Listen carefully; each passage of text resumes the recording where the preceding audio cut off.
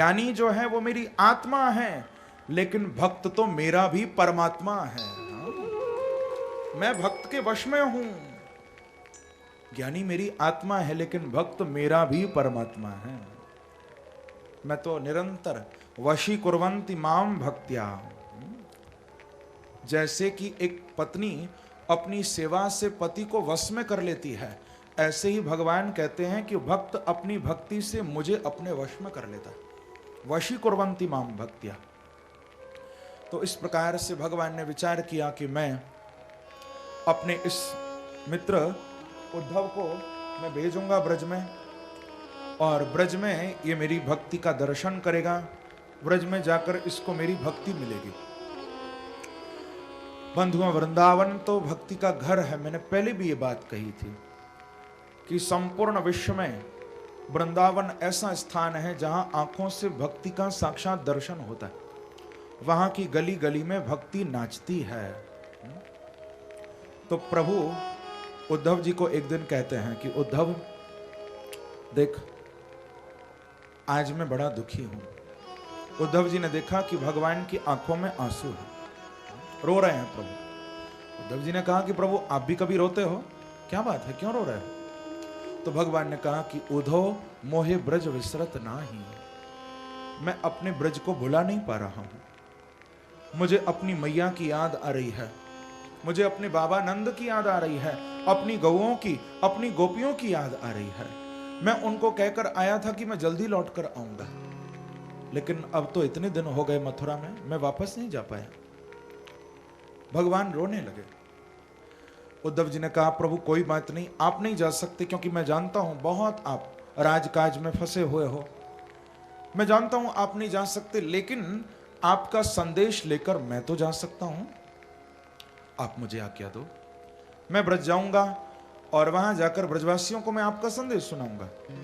भगवान तो यही चाहते थे कि उद्धव ब्रज जाने को तैयार हो जाए। तो भगवान बोले कि उद्धव तू आज अभी इसी वक्त ब्रज जा और मेरा संदेश ब्रजवासियों को तू जाकर सुना। कहिए प्रभु क्या संदेश है? तो भगवान कितना सुंदर संदेश भेज रहे हैं। सबसे पहला पत्र प्रभु अपनी मां के लिए भेज रहे हैं, यशोदा जी के लिए। अपनी मां के उस प्रेम को भगवान भुला नहीं पा रहे हैं। भगवान कहते हैं कि उधो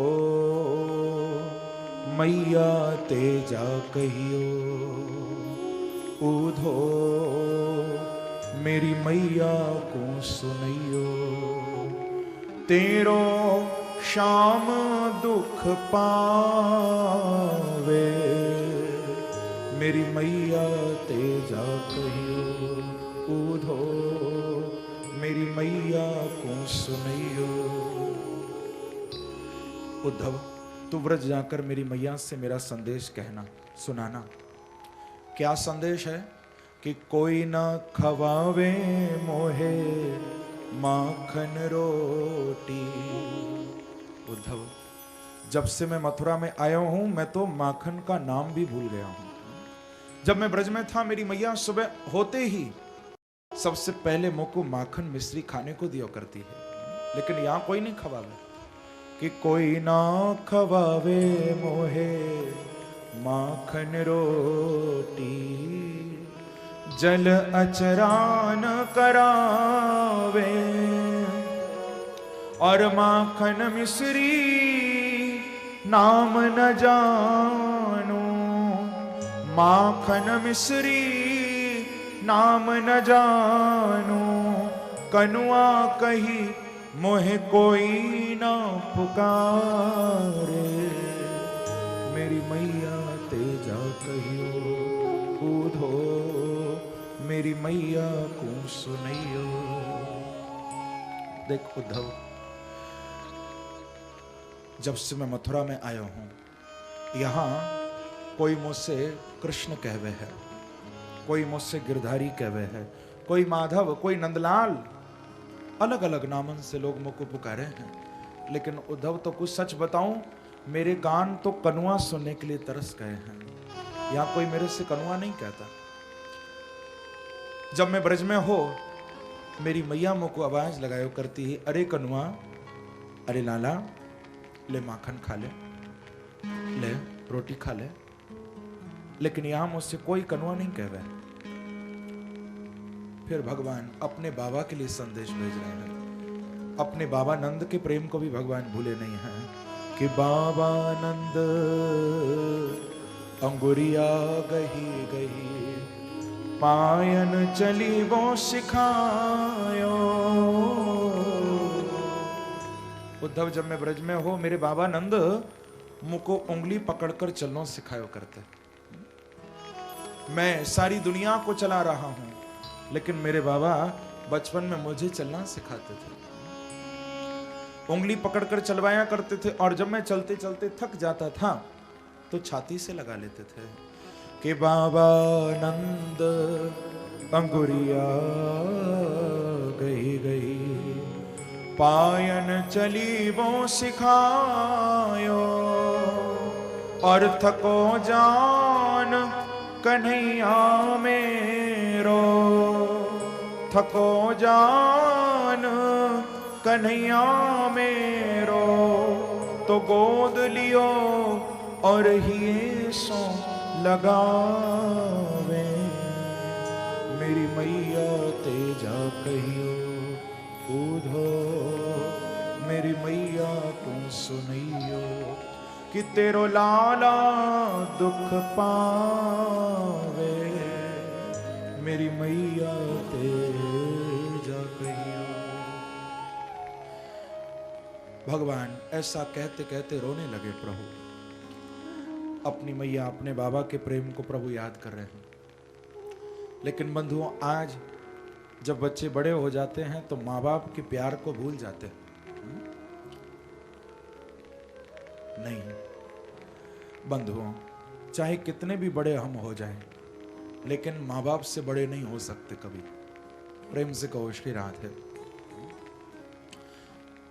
भगवान भी स्वयं भागवत में इस बात को चरितार्थ कर रहे हैं। प्रभु भगवान कह रहे हैं कि मैं अपने माँ बाप को छोड़कर आया हूं, चाहे मैं भगवान ही हूं, लेकिन मुझे भी रोना पड़ रहा है।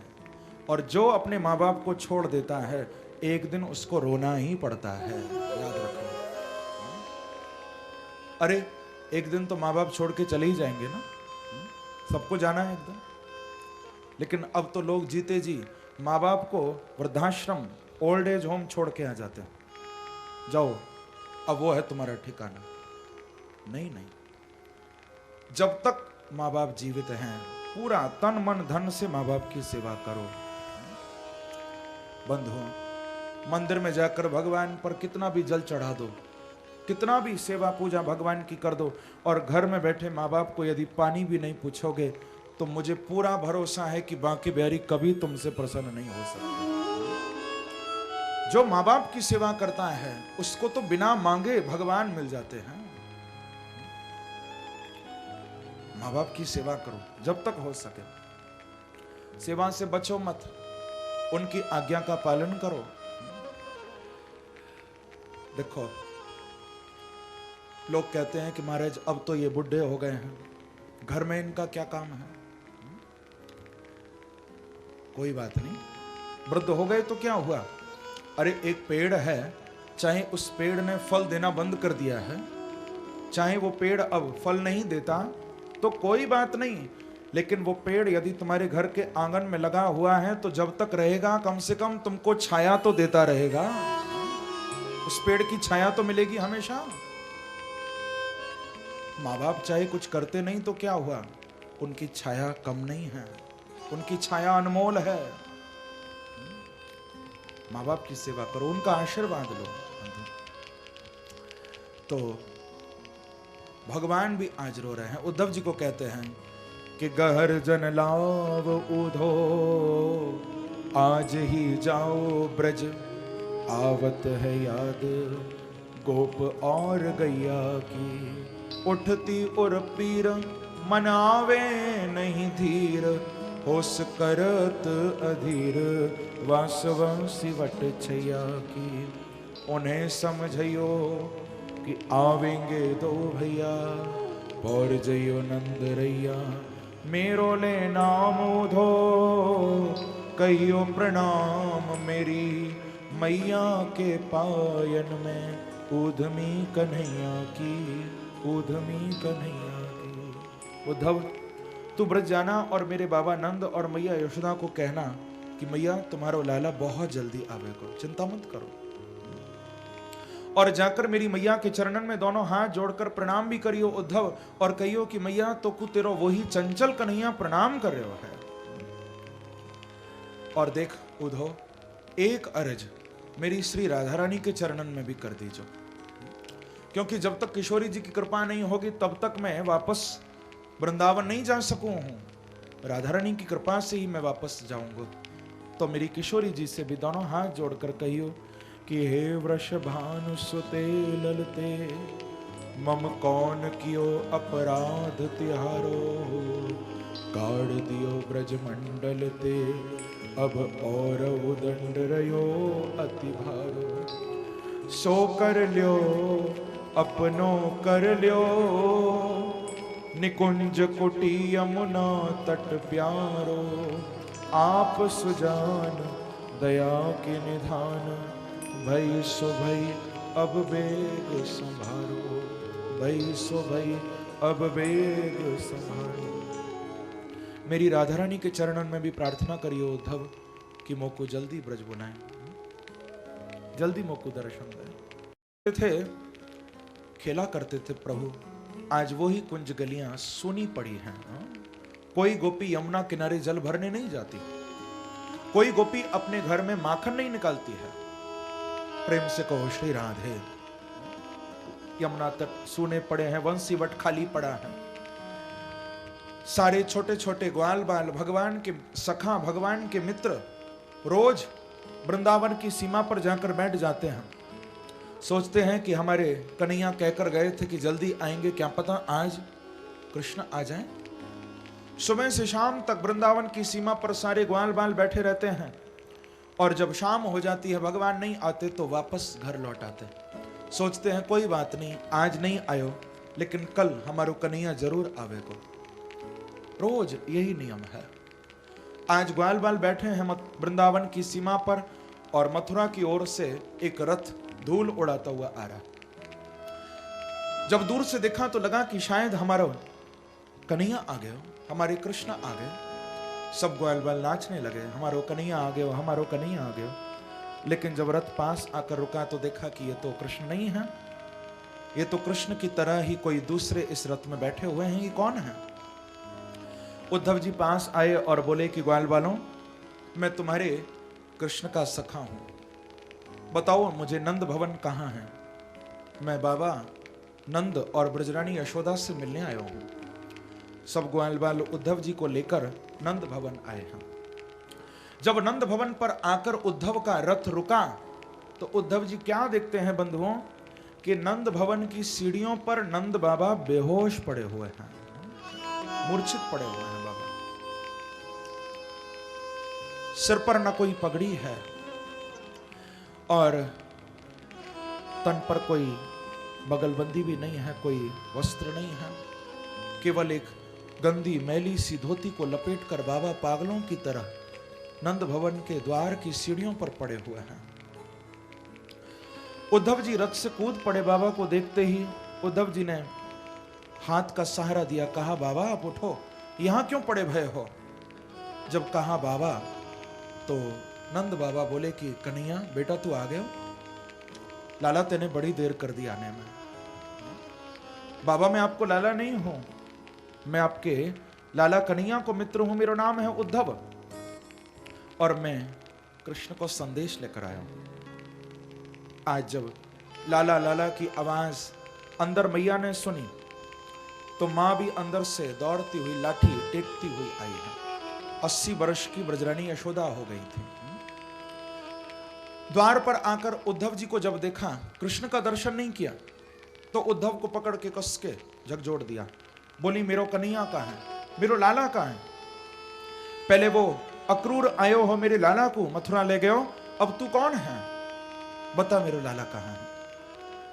उद्धव जी बोले कि मैया मैं आपके लाला को मित्र हूं, मेरा नाम है उद्धव, मैं लाला को संदेश ही तो लेकर आया हूं। अच्छा तो कहा संदेश भेजो है मेरे लाला ने? उद्धव बता। उद्धव जी बोले कि मैया तेरे लाला ने तेरे चरणन में दोनों हाथ जोड़कर प्रणाम भेजी है। इतना सुनकर मैया को बड़ा रोना आया है। माँ दीवार से टिक कर खड़ी हो गई और आंसुओं की धार बहने लगी। मैया बोली कि अच्छा उद्धव, का मेरो लाला मथुरा में बैठो बैठो बस प्रणाम भेज तो रहेगो, एक बार ब्रज नहीं आवेगो। देख उद्धव, मैं अपने लाला के लिए दिन रात रो हूं, दिन रात मेरी आंखों से आंसू बहे हैं। कहीं ऐसा ना हो कि रोते रोते कहीं मैं आंधरी न है जाऊं, कहीं अंधी न है जाऊं। तब यदि मेरो लाला ब्रज में आयो तो इन आंखों से मैं कैसे वाको देख पाऊंगी, कैसे दर्शन कर पाऊंगी। तो एक बार मेरे कन्हैया से कह दीजो जाकर कि जब तक मेरी आंख है तब तक एक बार तो आ जाए लौट के, मैं वाको दर्शन कर लूं। उद्धव जी ने अपने जीवन में इतना प्रेम कभी नहीं देखा था। आज उद्धव जी की ज्ञान की एक सीढ़ी नीचे से निकल गई। अब धीरे धीरे अंदर प्रेम प्रवेश कर रहा है उद्धव के।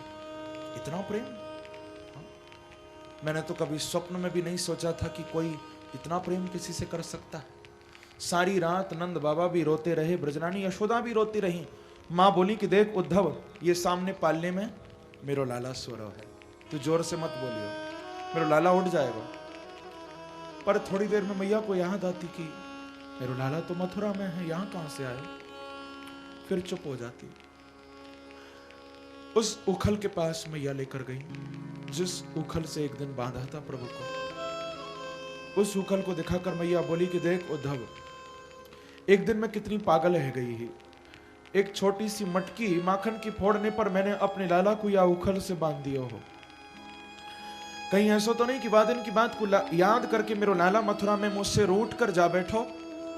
तो देख वहां से कह दीजो कि एक बार ब्रज आ जाए, अपनी मैया को क्षमा कर दे, अब कभी उखल से मैया नहीं बांधेगी, एक बार आ जाए। इस प्रकार से सारी रात कृष्ण की बातें होती रही, कृष्ण की चर्चा होती रही, ब्रजरानी यशोदा भी रोती रही और बाबा भी रोते रहे, उद्धव जी भी रोते रहे हैं। प्रातः काल उद्धव जी महाराज बोले कि बाबा अब आप रोना बंद करो, सारी रात निकल गई, अब आप ऐसा करो मुझको आज्ञा दो, मैं जाकर यमुना में स्नान करके आऊं। नंद बाबा की आज्ञा लेकर उद्धव जी स्नान करने के लिए चले तो आज उद्धव को भगवान के परम सखा श्री मनसुखा जी मिले हैं। क्योंकि मालूम नहीं यमुना कहां है, तो मनसुखा जी यमुना की ओर लेकर जा रहे हैं उद्धव को। ये मनसुखा परम कृष्ण के मित्र भी हैं, भक्त भी हैं। मनसुखा रास्ते में उद्धव जी को वो गेंद दिखाते हैं जिस गेंद से ठाकुर जी खेला करते थे कि देख उद्धव, ये गेंद है और यह गेंद से मैं और कृष्ण हम दोनों खेला करते थे। लेकिन अब मथुरा में मेरो कन्हैया कौन के संग खेलता होगा। उद्धव, हम सारे दिन खेलो करते हैं मैं और कन्हैया, और रात्रि में मैं अपने घर नहीं जाता हो, मैं कृष्ण के पास ही नंद भवन में वही के कमरा में बैठ जाया करता हो। ब्रजरानी यशोदा कहो करती हैं कि देख मनसुखा बेटा, बहुत रात है गई, अब अपने घर जा, तेरी मैया तेरी राह देख रही होगी बेटा, अपने घर जा। तो मैया के सामने में चलो जाता हो, लेकिन मैया के जाते ही फिर मैं आकर कृष्ण के पलंग के नीचे सो जाया करता हो। कन्हैया मोको अपने से अलग नहीं होने देते हो। लेकिन बूढ़ो, अब तो वो मथुरा चला गया है, मेरे बिना मेरे कन्हैया को कैसे नींद आती होगी, कैसे कृष्ण सोता होगा। जो एक पल मेरे बिना नहीं रह सकता हो, अब कैसे वाको नींद आती होगी। इस प्रकार से मनसुखा जी भी रो रहे हैं, और भी जितने ग्वाल बाल हैं सब उद्धव जी को मिले, सब ऐसे ही विलाप कर रहे थे, सब ऐसे ही रो रहे थे।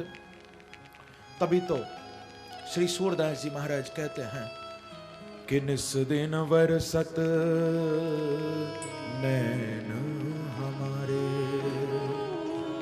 सदा रहत पावस ऋतु हम पर, जब ते शाम सिधारे,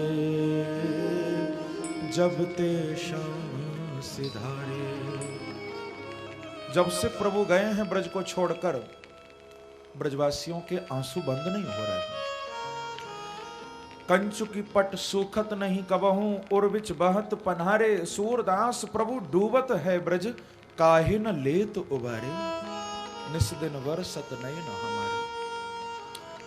उद्धव जी तो बड़े हैरान परेशान हो रहे हैं कि इतना विलाप ये ब्रजवासी कर रहे हैं। लेकर मनसुखा जी यमुना के किनारे आए, एक कोने में खड़े होकर उद्धव जी स्नान करने लगे। आज गोपियों ने नंद भवन के बाहर एक रथ को खड़े हुए देखा। पता चला कि कृष्ण के मित्र कृष्ण का संदेश लेकर आए हैं और यमुना स्नान करने गए हैं। चलो चलकर हम पूछें क्या हमारे लिए भी कोई संदेश भेजा है। तो सब गोपियां राधा रानी को साथ लेकर यमुना के किनारे आ गई हैं। वहां पर एक और उद्धव जी स्नान कर रहे हैं, दूसरी ओर गोपियां खड़ी हो गई हैं। अब पहली बार उद्धव को देखा है, कैसे बातें करें, अनजान है। तो उसी समय वहां पर एक भ्रमर, एक भंवरा आ गया बंधु। और उस भ्रमर की आदत, कभी तो वो उड़कर उद्धव जी की ओर चला जाता, कभी वो उड़कर गोपियों की ओर आ जाता। ये भ्रमर कोई और नहीं है। संतों ने, टीकाकारों ने भागवत के लिखा है कि ये भ्रमर साक्षात कृष्ण ही हैं, जो उद्धव जी को गोपियों से मिलाने के लिए यहां आए। आज जब गोपियों ने उस भ्रमर को देखा तो गोपियां, भ्रमर गीत ये गोपियों के द्वारा गाया हुआ अंतिम गीत है भागवत का, जिसको कहते हैं भ्रमर गीत। गोपियां गा रही हैं कि मधुप कितब बंधो मास प्रशांग्रिम सपत्न्या कुच विलुलित माला कुमकुमश्मश्रुभिर्ना बहतु मधुपतिस्तन माननीनां प्रसादं यदु सदसि विडम्ब्यं यस्य दूतस्त्वमीदृक्। गोपियां कह रही हैं कि अरे भ्रमर, हमारा स्पर्श मत कर। मास प्रशांग्रिम सपत्न्या, तू हमारा स्पर्श मत कर, हमारे से दूर रह। क्यों? क्योंकि तूने अपनी मूंछों में हमारे सौतों के कुछ का जो कुमकुम लगा रखा है, ये प्रसादी जाकर तू कृष्ण को देना। यहां तेरा कोई काम नहीं है भ्रमर, क्योंकि हम जानती हैं कि तू बिल्कुल कृष्ण जैसा है। कृष्ण का भी रंग काला था, तेरा भी रंग काला है, और जैसे कृष्ण का स्वभाव था वैसा ही तेरा स्वभाव है। क्योंकि तू भी अनेक फूलों के रस को लेकर फूलों को छोड़ देता है, ऐसे ही भगवान कृष्ण हमारे साथ रास विलास हास परिहास करके हमें छोड़ के चले गए। तो बिल्कुल कृष्ण जैसा है, हमारा स्पर्श मत कर, हमसे दूर रह। गोपियों ने इस भ्रमर गीत में बड़े उल्हाने दिए हैं, बड़ा विस्तार है। गोपियां कहती हैं कि वो कृष्ण तो जन्म जन्म का छलिया है, आज का छलिया नहीं है, जन्म जन्म का। क्योंकि उसने ही तो बामन बन के राजा बलि को छला था, राम अवतार में छुपकर बाली को तीर मारा था उसने। बड़ा पुराना छलिया है वो, हमको छल के चला गया तो कौन सी बड़ी बात हो गई। हमसे कृष्ण की चर्चा मत कर भ्रमर, तू दूर चला जा हमसे। भण्यतामन्य वार्ता, हमको कृष्ण की कोई बात नहीं सुननी। लेकिन फिर गोपियां कहती हैं कि यदनुचरित लीला कर्ण पीयूष विप्र सकृदर विधूत द्वंद्व धर्मा विनष्टा सपदि ग्रह कुटुंबम दीनमुत्सृज्य दीना बहव इह विहंगा भिक्षुचर्यां चरन्ति। गोपियां कह रही हैं कि देख भ्रमर, कोई बात नहीं, अब वो कृष्ण चाहे कैसे भी थे, लेकिन थे तो हमारे अपने। हमारे पास आकर तू हमसे कृष्ण की कोई बात कर, हमको कृष्ण की चर्चा सुना। देखो कह तो रही हैं भ्रमर को, लेकिन संकेत हो रहा है उद्धव जी को। उद्धव जी पास में स्नान कर रहे हैं, बातें भ्रमर से हो रही हैं, लेकिन उल्हाना उद्धव जी को दिया जा रहा है कि भ्रमर हमसे कोई बात कर। यानी उद्धव को कह रही हैं कि हमको बता कर हमारे प्रभु कैसे हैं मथुरा में।